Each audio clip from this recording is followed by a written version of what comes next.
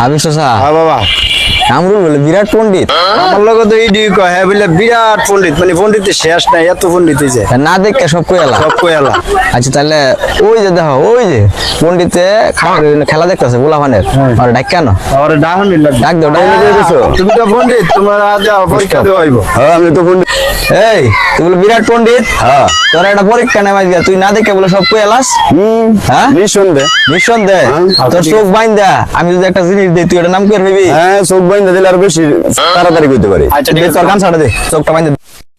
দেওয়া জানি না হইছে দেখা যায় চলো দিস না মারে। না ফালাইতাম কে এই যে শুন হুম এই যে তোর সামনে একটা জিনিস রাখা আছে হ্যাঁ। তুই এটা আড্ডা দইরা হুম।